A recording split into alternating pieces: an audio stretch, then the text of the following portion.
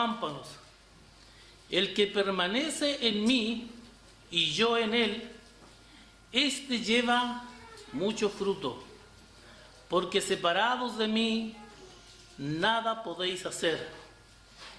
El que en mí no permanece será echado fuera como pámpano y se secará, y los recogen y los echan en el fuego y arden.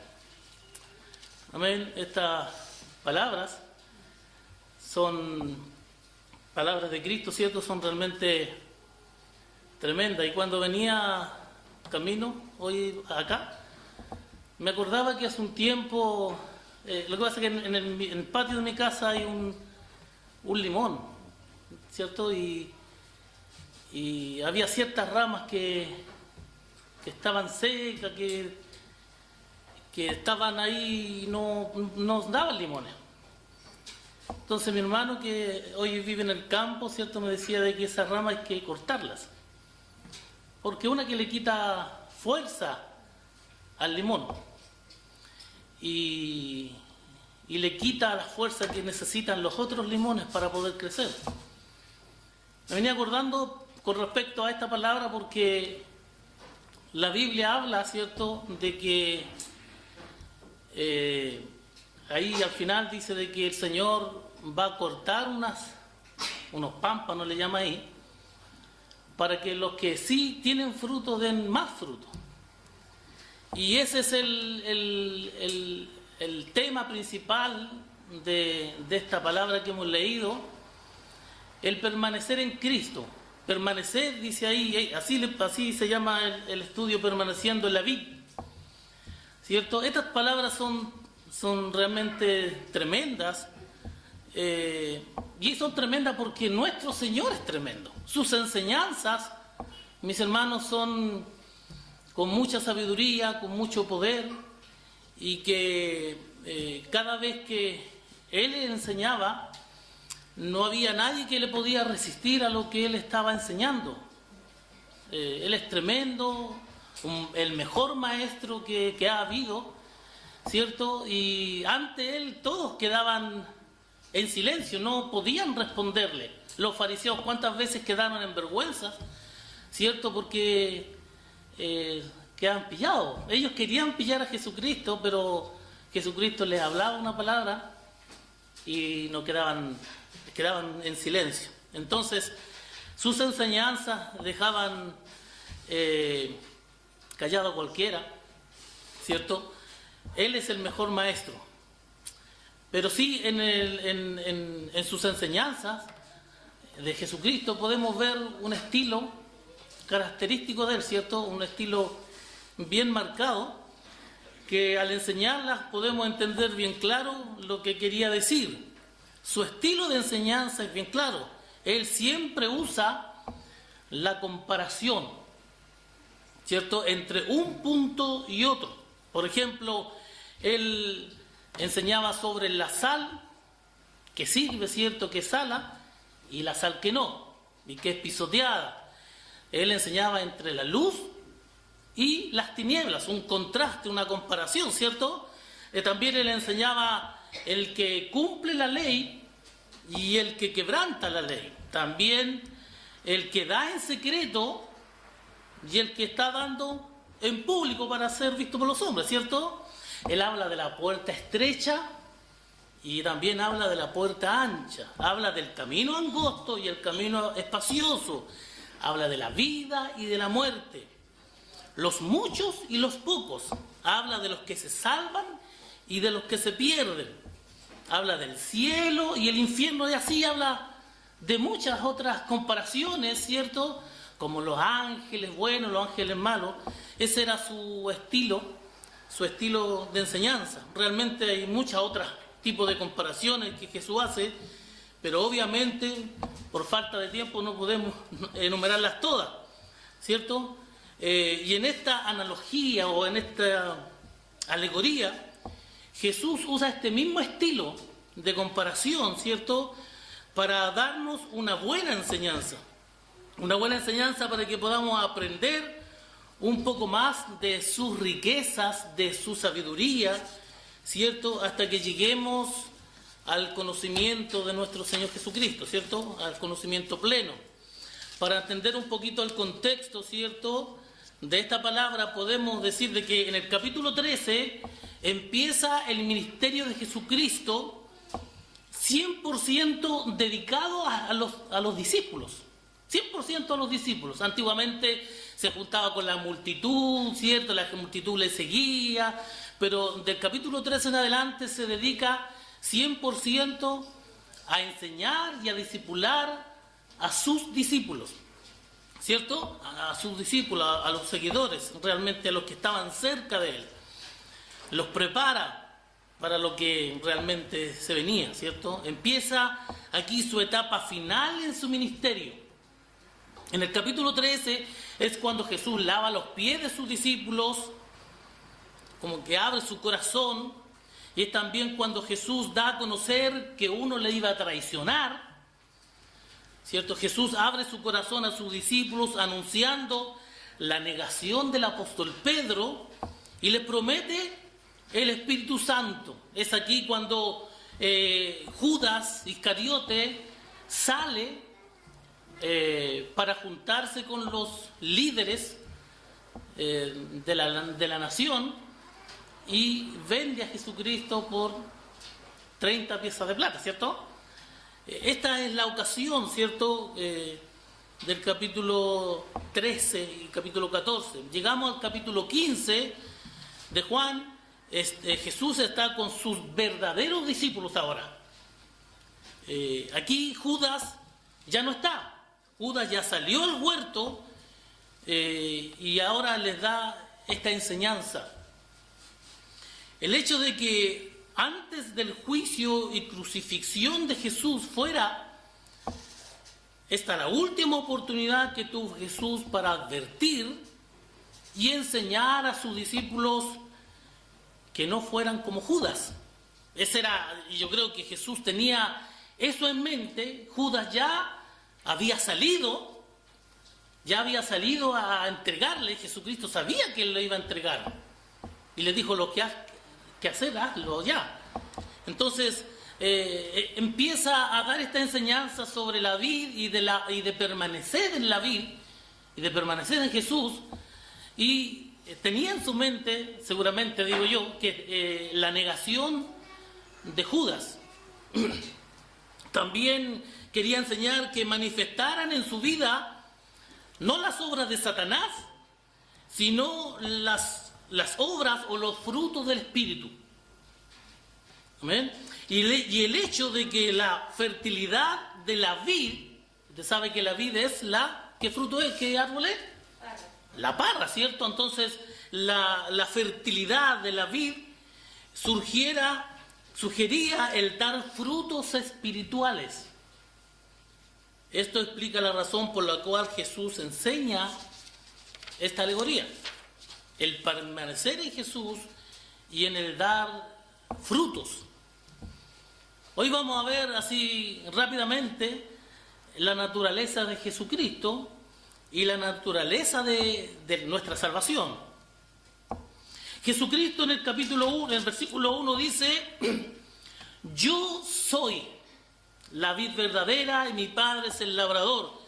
Yo quiero detenerme en estas dos palabras que dice yo soy, ¿cierto? En Éxodo capítulo 3, versículo 14, cuando Dios el Padre se presenta a Moisés, se presenta como el yo soy. Dijo ahí, leámoslo para que entendamos un poquitito, Éxodo 3.14. 3.14 dice: y respondió Dios a Moisés: yo soy el que soy. Y dijo: así dirás a los hijos de Israel: yo soy, me envió. Yo soy, me envió. Este es el tetragramatón y se refiere a la autoexistencia de Dios. Yo soy el que vivo por siempre. Dios existiendo eternamente y para siempre. Esta frase, yo soy el que soy, es una frase que se designa a Dios. Dios mismo se llama así. Dios mismo se designa como yo soy el que soy. Y no es una palabra que el hombre le da. Él dice yo soy el que soy. Jesús usa esta palabra para designarse así también. Yo soy. Con esto obviamente que está designándose o mostrándose a los hombres o diciendo de que Él era el Dios mismo. El Dios mismo. Él se autodefinió como el yo soy. Jesús dijo en el versículo 1 y parece que también el versículo 5 dice, yo soy la vid. ¿Amén? Esto es tremendo, mi hermano. Ahora fíjese en Juan 18. Juan 18, versículo 5, sin perder Juan 15, ¿cierto? 18, 5. Dice, aquí cuando arrestan a Jesucristo y Judas llega al huerto, dice, leamos el versículo 4, pero Jesús, sabiendo todas las cosas que le habían de sobrevenir, se adelantó y le dijo, ¿a quién buscáis? Le respondieron, a Jesús Nazareno. Jesús les dijo, yo soy. Y estaba también con ellos Judas, el que le entregaba. Cuando les dijo, yo soy, ¿qué dice ahí? Retrocedieron y cayeron a tierra. ¿Se ha preguntado por qué retrocedieron y cayeron? Ellos sabían que la palabra yo soy se refería al nombre de Dios. Ellos tienen que haberse asustado, tienen que haberse espantado, y frente a esta declaración de el yo soy, caen a tierra. Mi hermano, frente a Dios nadie puede quedar en pie. Nadie, a menos que Dios lo mantenga así en pie. Entonces, mi hermano, estos guardias quedaron en el suelo. Jesús también dijo, yo soy la luz del mundo. Él dijo, yo soy el pan de vida, yo soy la puerta, yo soy el camino, la verdad y la vida, yo soy el buen pastor, yo soy la resurrección y la vida, yo soy la vid. Entonces Jesús, al llamarse así, yo soy, está demostrando su deidad. Y en el libro de Juan se muestra eso. Jesucristo como deidad, como Dios.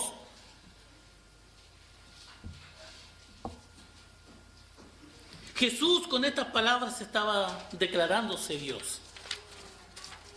La deidad de Cristo la podemos ver a lo largo de todo el Nuevo Testamento.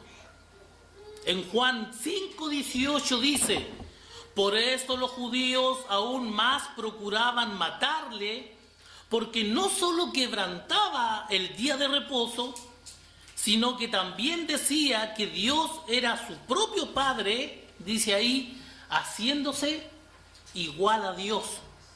En Juan 1:1 dice, en el principio era el Verbo, y el Verbo era con Dios, y el Verbo era Dios. Entonces, estas primeras dos palabras, yo soy, Jesucristo estaba declarando su deidad. Él es el yo soy del pasado. Él ahora es el yo soy del presente. La deidad de Cristo queda demostrada en estas palabras. Después dice, yo soy la vid verdadera. Y no me quiero detener mucho. El pastor en la semana pasada dijo algo, ¿cierto?, sobre la vid, pero quiero que pongan su atención a esta palabra, yo soy la vid verdadera. Al decir la vid verdadera, está diciendo implícitamente que hay o que hubo una vid que no es verdadera. Al decir la vid verdadera está diciendo entonces que hubo una vid que no era verdadera. Claramente se está refiriendo a Israel. A Israel. Para los israelitas, conocedores del Antiguo Testamento, claramente se está refiriendo, ¿cierto? Claramente tenían en conocimiento o no era algo nuevo o algo extraño de esta de esta analogía de la vid, ¿cierto? Ellos decían que la vid estaba asociada a la fertilidad tanto natural como espiritual de Israel. Hubo una vid defectuosa, hubo una vid corrupta, hubo una vid degenerada, hubo una vid que no dio fruto, hubo una vid vacía. ¿Quién era esa vid? Israel. Era Israel. En Isaías 5:7, si me acompaña, Isaías 5:7, dice así, Isaías 5:7,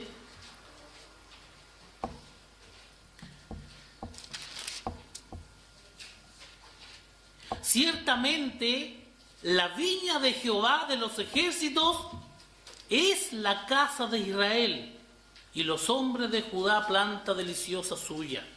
Esperaba juicio, y aquí vileza, justicia, y he aquí clamor. Y aquí clamor. Entonces, es presentado Israel como la vid en el Antiguo Testamento. Dios dice: yo planté mi vid en un monte muy fértil, versículo 5. Dice: os mostraré pues ahora lo que haré yo a mi viña, Israel. Le quitaré su vallado y será consumida, y aportillaré su cerca y será hollada. Del versículo 1 al 7 habla acerca de todo lo que Dios hizo para darles todo lo que era necesario para que ellos produjeran uvas, pero produjeron uvas agrias que no se podían comer, eran uvas inútiles. Israel fue esa vid, y esta metáfora siguió a lo largo de la historia de Israel. Durante el periodo, ahí se muestra en el periodo de los macabeos, entre el Antiguo y el Nuevo Testamento, los macabeos produjeron monedas, ¿cierto? Y en las monedas había una vid ilustrando a Israel. También, como dijo el pastor la semana pasada, en el mismo templo, ese enorme templo que construyó Herodes, ¿cierto? Había una gran vid que literalmente había sido esculpida, cubierta de oro, hablando de Israel como la vid de Dios. La vida de Dios fluye a través de la nación. Ese fue el símbolo de Israel, la vid. Y si usted lee el capítulo 8, el Salmo 80, en algún momento puede leer esta escritura, ¿cierto?, en su totalidad, pero el Salmo 80 nos habla de la tragedia del desvío de Israel como una vid. Simplemente leí unas cuantas palabras de este Salmo, y dice: hice venir una vid de Egipto, sacando a Israel de la esclavitud de Egipto. Hablando de cómo Dios sacó a Israel de allá de esa nación, como en Isaías. ¿Ven? Entonces, esta ilustración de la vid era muy conocida por los judíos. ¿Ven? Muy conocida por los judíos.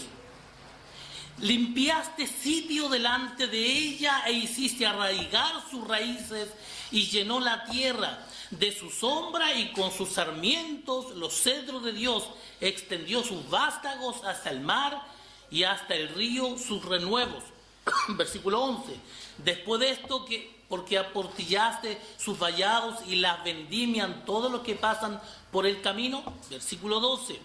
Dios plantó a Israel, y después se volvió en contra de Israel en juicio, ¿cierto? Y después dice en el versículo 14 de Salmo 80: oh Dios de los ejércitos, vuelve ahora, mira desde el cielo y considera y visita esta viña.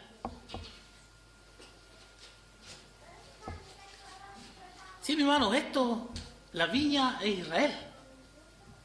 Ezequiel dijo: es una vid vacía, sin fruto. Isaías dice: produce una especie de resultados tóxicos, inútiles, frutos inútiles, que no se pueden comer.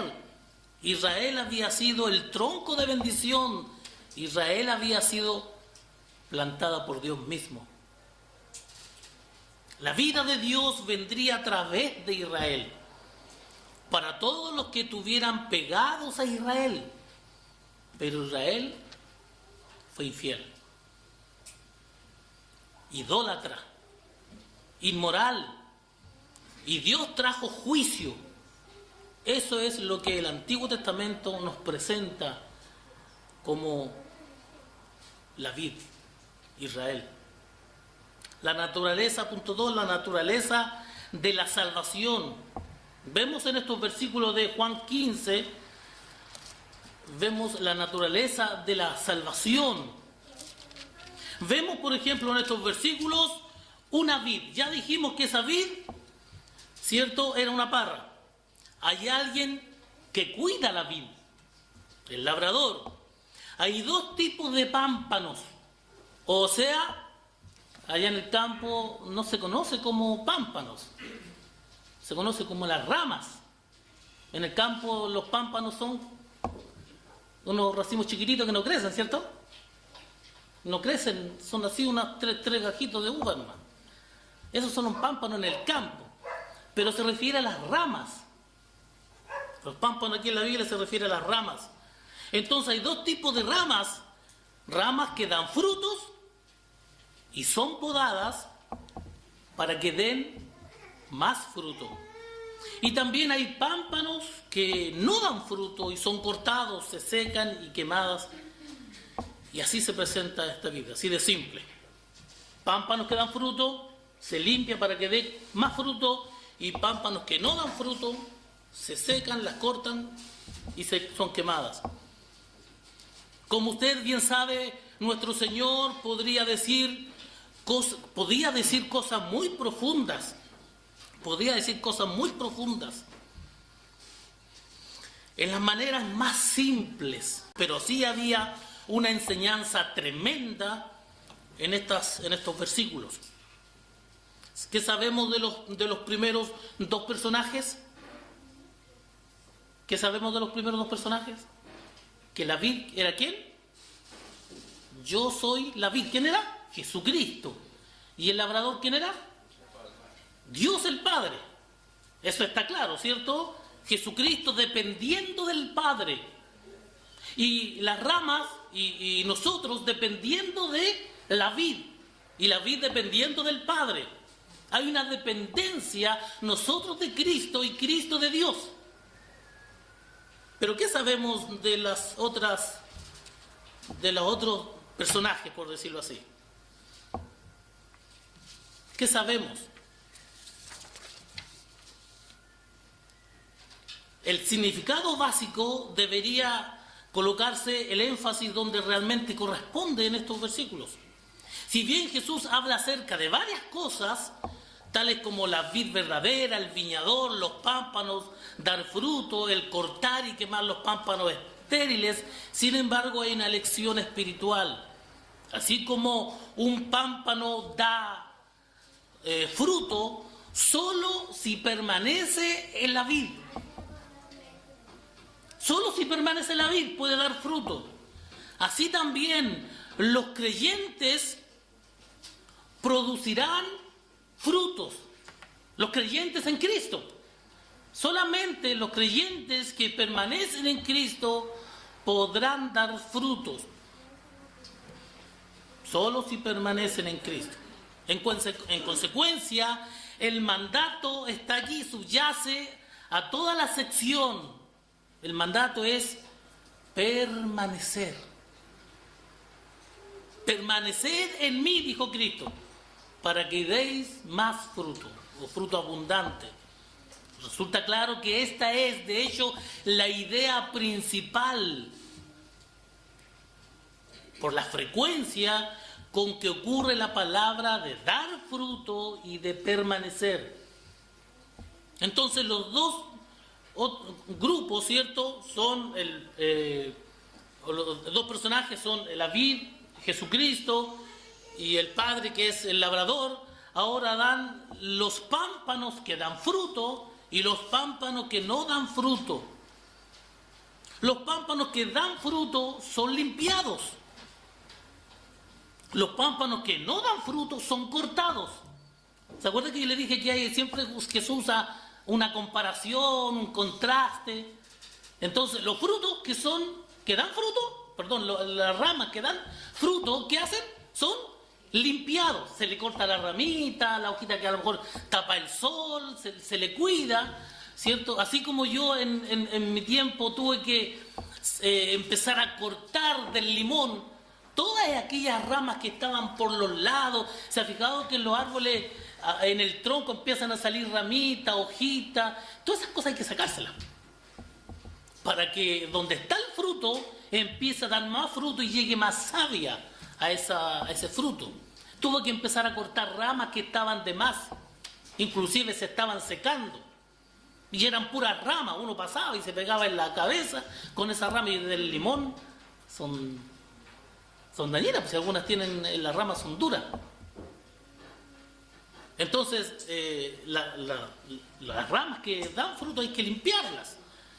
También las que no dan fruto hay que cortarlas. Se recogen, se arrojan al fuego y se queman. Pero la pregunta aquí es, ¿quiénes son los pámpanos y las ramas? O las ramas. Hay pámpanos que están pegados a él. Sí, ¿cierto? Están todos pegados a él, aquí en esta analogía. Todos están pegados ahí al árbol, ¿cierto? A la vid. Pero los que dan fruto son los que van a permanecer, o los que permanecen son los que van a dar fruto, y los otros son quemados. ¿Quiénes son los que son quemados? Permítame recordarle el contexto. Todo comienza ahí atrás en el capítulo 13, en el aposento alto, y es bastante claro que hay dos tipos de discípulos ahí en el capítulo 13, en el aposento alto. Jesús dice ahí en el versículo 1, antes del capítulo 13, antes de la fiesta de la Pascua, sabiendo Jesús que su hora había llegado para que pasase de este mundo al Padre, como había amado a los suyos que estaban en el mundo, los amó hasta el fin. Ahí Jesucristo está con los suyos. Pero en el versículo 2 aparece otro personaje que está ahí también, pero se presenta aparte. Y cuando cenaban, como el diablo ya había puesto en el corazón de Judas Iscariote, hijo de Simón, que le entregase. Entonces, aquí vemos este contraste también. Vemos a los verdaderos discípulos, a los que permanecen en Cristo, y también vemos a otra rama que está ahí, a otro pámpano, a otro que está con Cristo, escuchando sus enseñanzas, escuchando todo lo que Cristo estaba diciendo, pero que no permanece en Cristo. Y al final termina por salir este discípulo que no pertenecía a la vid, a Jesucristo, ¿cierto? Entonces aquí en estos versículos siempre se produce esta cierta confusión, pensando algunos de que la salvación se pierde. Entonces para yo asegurar mi salvación tengo que venir a la iglesia y tengo que hacer cosas y tengo que permanecer, y si no permanezco voy a perder mi salvación. Pero la enseñanza aquí, mi hermano, no es esa. La enseñanza es que los que son de Cristo van a permanecer y van a dar frutos. Si fuera al revés, mi hermano, la salvación sería por obras. Y en Efesios dice de que no es por obras. Dice que la salvación es por gracia, no es por fe. Es por gracia. Es un regalo de Dios, la salvación. ¿Y cómo se obtiene esa gracia, ese regalo? Ahora sí, por la fe. Entonces la salvación es por gracia, es un regalo. Y dice que Dios preparó de antemano estas obras para que anduviésemos en ellas. Entonces, porque somos salvos, entonces vamos a producir estas obras para que andemos en ellas. Entonces está esta confusión en algunos maestros, ¿cierto?, que dice que la salvación se pierde. Jesucristo dijo en un momento: mis ovejas oyen mi voz. Dice él: mis ovejas oyen mi voz. Y yo las conozco y me siguen. Y yo les doy, dice ahí, vida eterna. Por eso la salvación no se pierde, porque Cristo da vida eterna. Si se perdiera, no sería vida eterna. Y no perecerán jamás, ni nadie, dice ahí, las arrebatará de mi mano. Nadie. Mi Padre que me las dio es mayor que todos, y nadie puede arrebatarlas de la mano de mi Padre, dice Jesucristo. Mi hermano, estamos seguros en Cristo. ¿Amén? Estamos seguros en Cristo. Si somos los verdaderos pámpanos, si somos las ramas, estamos seguros en Cristo y Él nos limpiará. A veces duele, porque Dios tiene que limpiarnos, y a veces con la aflicción, con los conflictos, con los problemas, el Señor trata nuestro carácter, trata nuestra forma de ser, y tiene que muchas veces quebrantarnos. Así como yo tuve que sacar ramas para que el árbol completo empezara a fortalecerse más, así el Señor muchas veces tiene que sacar también ciertas cosas de nuestro carácter, limpiarnos para que seamos mejores cristianos y demos fruto. Y el Señor toda la vida está en ese proceso, porque mi hermano, pucha que somos complicados. A veces nuestro carácter, mi hermano, a veces nuestro carácter nos juega una mala pasada. Mi hermano, pero a veces pensamos de que el cristiano y su tarea es solamente venir los domingos a la iglesia y cantar al Señor y estudiar la Biblia. Pero mi hermano, cuando no hay una transformación, no hay salvación. Porque somos nuevas criaturas. Y todas las cosas pasaron y aquí son todas hechas nuevas. Entonces no es solamente venir a la iglesia, no es solamente venir y leer y cantar y escuchar. Es un cambio de vida. Y esos frutos y esas ramas y esos pámpanos, como le llama aquí, van a producir frutos. Si no produce frutos, habría que dudar un poco, o como dice la Biblia, autoexaminarnos para ver si estamos en la fe o no. Si usted tiene duda de su salvación, autoexamínese. Empiece a preguntarse a usted mismo, a usted misma: ¿soy salvo? Veamos, ¿cómo puedo saber que soy salvo? ¿Estoy dando fruto? ¿Soy cristiano solamente los domingos o solamente los días de culto? ¿Cómo soy en mi hogar? ¿Cómo soy en mi trabajo? ¿Cómo soy en mi colegio? Como no es culto, entonces hagan lo que quieran nomás. Hagan lo que quieran. Como decía Paul Washer, algunos en la iglesia se portan como hijos de Dios y fuera de la iglesia se portan como hijos del diablo. Así muchas veces somos. ¿Por qué no damos frutos? Y eso, mi hermano, deberíamos preguntarnos todos. Porque esta palabra, mi hermano, se la está dando a sus discípulos. A sus discípulos. Las ramas están en la vid, pero llega un tiempo que el labrador ve ramas que no dan fruto y las poda para que las otras ramas den más fruto. Las ramas podadas son cortadas y echadas al fuego. Esto habla de que algún día todos nos enfrentaremos al juicio de Dios. Y especialmente aquellos que están en medio de su iglesia, nosotros seremos juzgados. Su iglesia.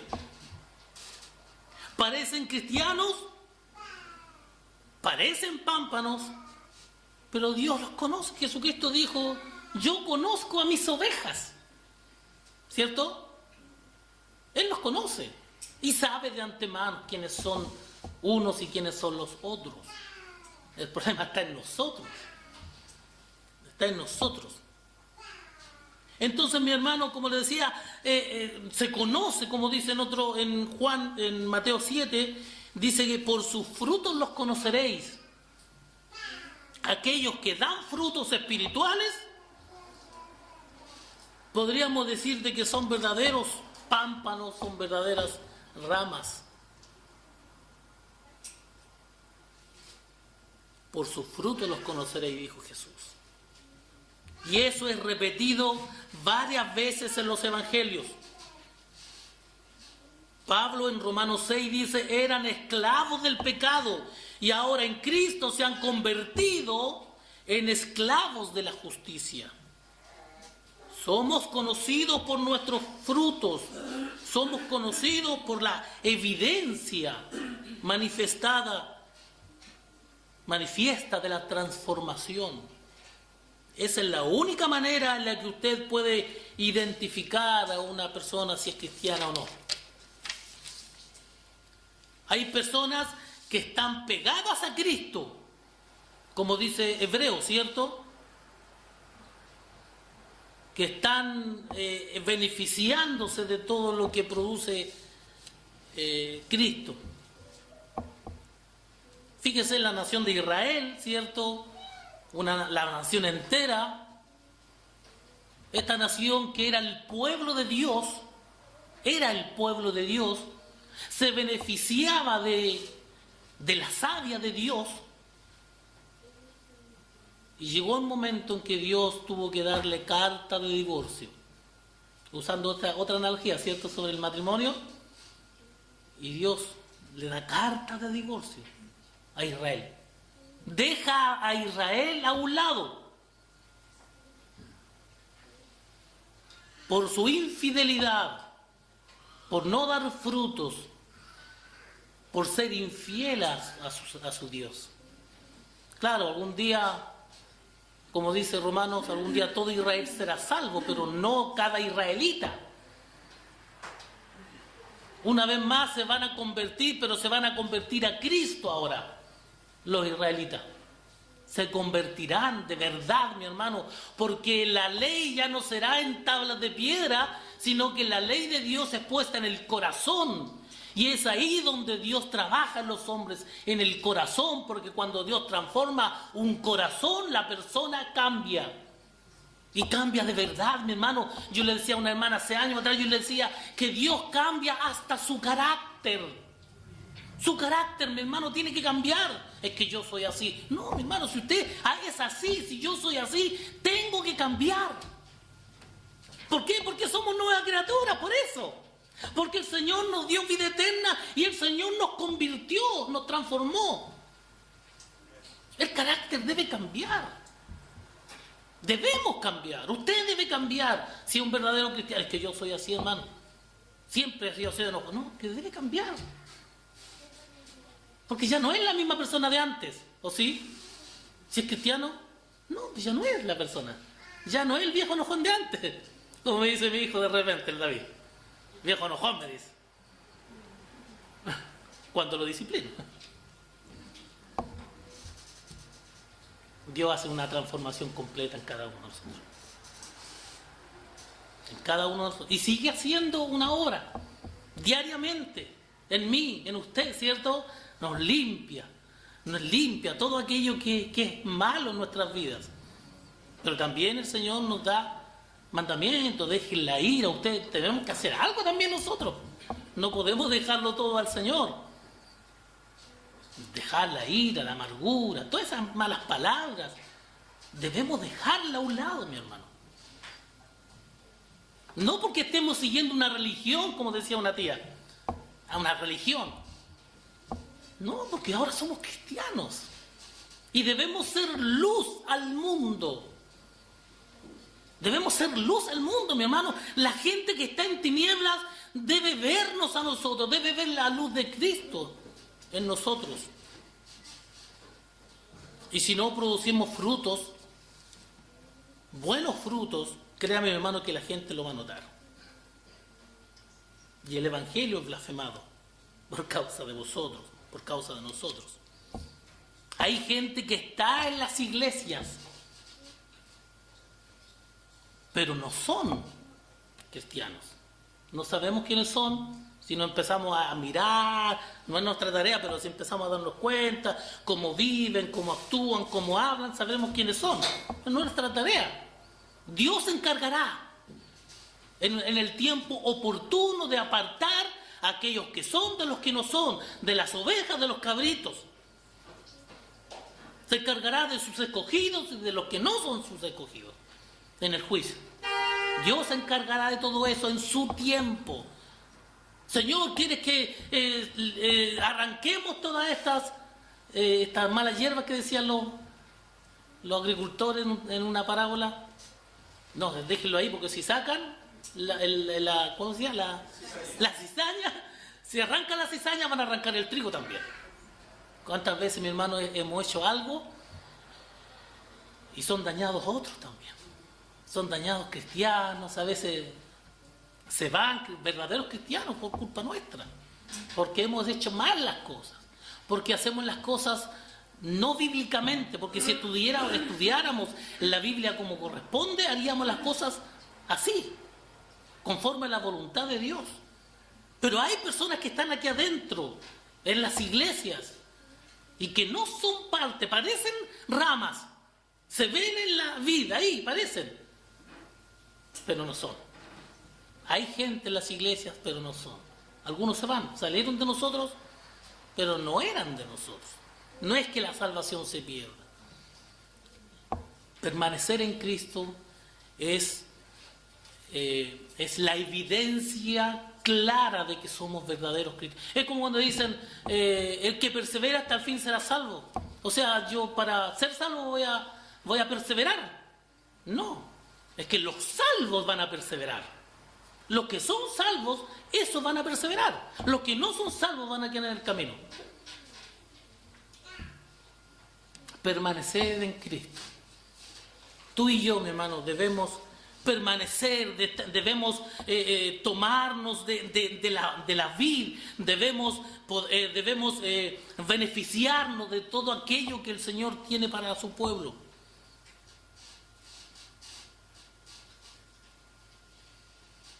¿En qué grupo estamos? ¿O en qué grupo estás tú? ¿Qué tipo de rama eres? ¿O qué tipo de rama soy yo? ¿De aquellos que dan fruto? ¿De aquellos que no dan fruto? ¿De aquellos que pertenecen a Cristo o que permanecen en Cristo? ¿O aquellos que no permanecen en Cristo? ¿De aquellos que el Señor limpia? ¿O de aquellos que algún día serán cortados?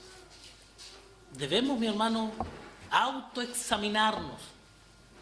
Debemos estudiar la palabra y ver en qué posición estoy yo. La Biblia entonces nos muestra el verdadero camino, ¿cierto? En estos versículos. Permanecer en Cristo. Tú y yo debemos estar en comunión con nuestro Señor, siempre dando fruto, esforzándonos, mi hermano, porque el cristianismo o el conocer a Cristo es lo mejor que nos ha podido pasar. Y los que somos verdaderamente salvos, sabemos eso y nos damos cuenta y valoramos eso. Cristo es lo mejor que nos ha podido pasar. Lo mejor. Eso nos ha transformado, nos ha cambiado, nuestra perspectiva ha cambiado. Nuestra forma de ser, nuestra forma de pensar, nuestra forma de sentir cambia. Por eso le decía yo que cuando no hay una transformación, las personas no cambian. Y si no cambian, no son salvos. Pero siguen siendo la misma persona. Permanecer en Cristo es lo más importante. ¿Oremos?